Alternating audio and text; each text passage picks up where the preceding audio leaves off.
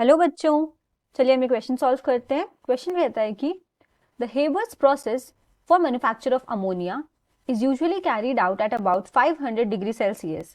If a temperature of about 250 degree Celsius was used instead of 500 degree Celsius, तो हमें चार options given है कि इनमें से क्या होगा।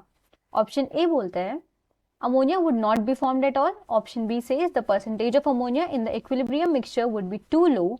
Option C, a catalyst would be of no use at all this temperature. Option D, the rate of formation of ammonia would be too slow. अब यहाँ पे जो हमारा की कॉन्सेप्ट है इस क्वेश्चन का,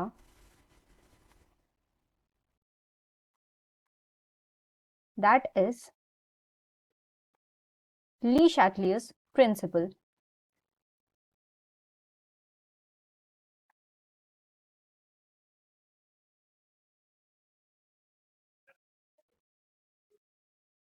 पहले हम देखते हैं कि हेबर्स प्रोसेस एक्चुअली जो अमोनिया के प्रोडक्शन के लिए प्रोसेस है उसकी केमिकल इक्वेशन क्या है।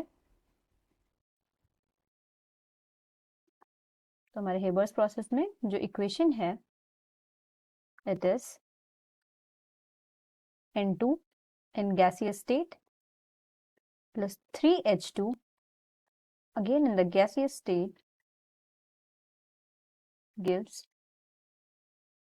2 ammonia which is again in the gaseous state plus heat energy is liberated. अब हीट एनर्जी यहाँ पे अगर लिबरेट हो रही है, इसका मतलब ये जो हमारी रिएक्शन होती है ये कैसी होती है? Exothermic reaction.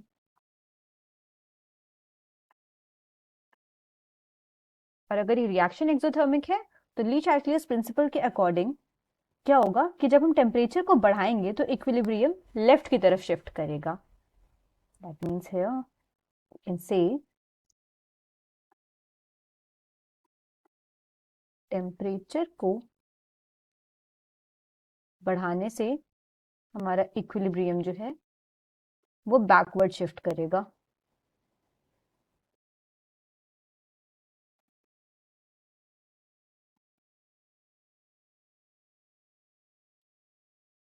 अभी बैकवर्ड शिफ्टिंग का क्या मतलब हो गया कि जो इक्विलिब्रियम पे कंसंट्रेशन ऑफ अमोनिया होगा वो डिक्रीज हो जाएगा, ठीक है। लेकिन यहाँ हमें क्या गिवन है कि ऑप्टिमम कंडीशन जो कि 500 डिग्री सेल्सियस होती है उससे हमने टेम्परेचर इसका कम कर दिया है, तो इसका वैसे वर्सा भी ट्रू हो जाएगा। यानी कि अगर टेम्परेचर को हम कम कर देते हैं तो इक्विलिब्रियम को आगे शिफ्ट होना चाहिए।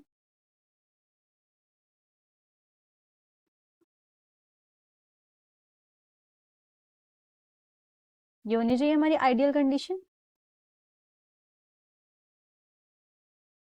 लेकिन ऐसा होता नहीं है बिकॉज बहुत ज़्यादा लो टेम्परेचर में जो हमारा अमोनिया का फॉर्मेशन होता है वो प्रैक्टिकली फीजिबल नहीं होता है।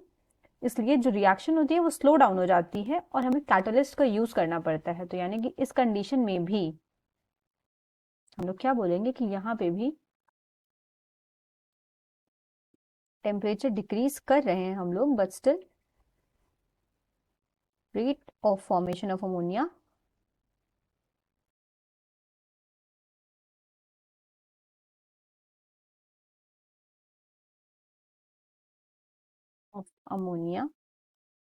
Will decrease. तो यहाँ पे हम लोग क्या बोलेंगे, यहाँ हमारा कौन सा ऑप्शन सही हो जाता है? ऑप्शन नंबर डी, यानी कि the rate of formation of ammonia would be too slow. ठीक है, तो हमारा ऑप्शन डी यहाँ पे करेक्ट हो जाता है। Hope you found it understandable. Best of luck बच्चों।